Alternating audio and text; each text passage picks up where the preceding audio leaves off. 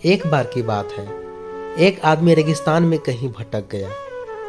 उसके पास खाने पीने की जो थोड़ी बहुत चीजें थी वो जल्द ही खत्म हो गई और पिछले 2 दिनों से वह पानी की एक एक बूंद के लिए तरस रहा था। वह मन ही मन जान चुका था कि अगले कुछ घंटों में अगर उसे कहीं से पानी नहीं मिला तो उसकी मौत पक्की है। पर कहीं न कहीं उसे ईश्वर पर यकीन था कि कुछ चमत्कार होगा और उसे पानी मिल जाएगा। तभी उसे एक झोपड़ी दिखाई दी। उसे अपनी आंखों में यकीन नहीं हुआ।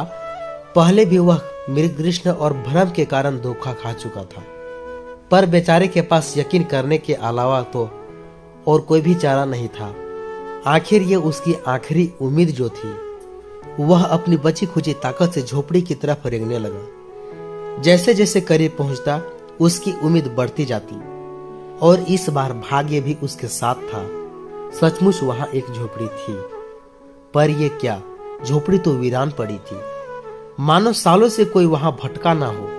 फिर भी पानी की उम्मीद में आदमी झोपड़ी के अंदर घुसा।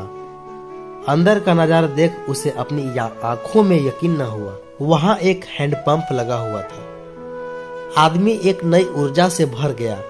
पानी की एक एक बूंद के लिए तरसता वह हैंडपंप तेजी से चलाने लगा, लेकिन हैंडपंप तो कब का सूख चुका था। आदमी निराश हो गया। उसे लगा कि अब उसे मरने से कोई नहीं बचा सकता। वह निढाल होकर गिर पड़ा। तभी उसे झोपड़ी के छत से बंधी पानी से भरा एक बोतल दिखी। वह किसी तरह उसकी तरफ लपका। वह उसे खोलकर पीने ही वाला था कि तभी उसे बोतल से चिपका एक कागज दिखा। उस पर लिखा था, इस पानी का प्रयोग हैंडपंप चलाने के लिए करो और वापस बोतल भर कर रखना नहीं भूलना। ये एक अजीब सी स्थिति थी। आदमी को समझ नहीं आ रहा था कि वो पानी पिए या हैंडपंप में डालकर उसे चालू करे। उसके मन में तमाम सवाल उठने लगे।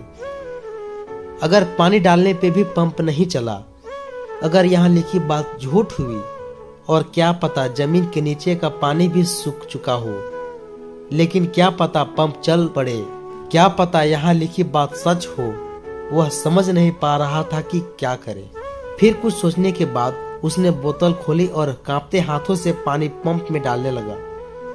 पानी डालकर उसने भगवान से प्रार्थना की और पंप चलाने लगा। 2-3-4 बार चलाने के बाद हैंडपंप से ठंडी ठंडी पानी निकलने लगा। वो पानी किसी अमृत से कम नहीं था। आदमी ने जी भर के पानी पिया। उसकी जान में जान आ गई। दिमाग काम करने लगा। उसने बोतल में फिर से पानी भर दिया और उसे छत से बांध दिया। जब वो ऐसा कर रहा था तभी उसे अपने सामने एक और शीशे की बोतल दिखी।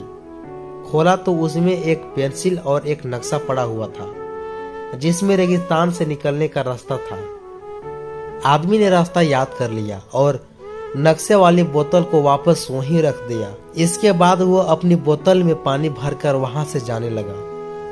कुछ आगे बढ़कर उसने एक बार फिर पीछे मुड़कर देखा।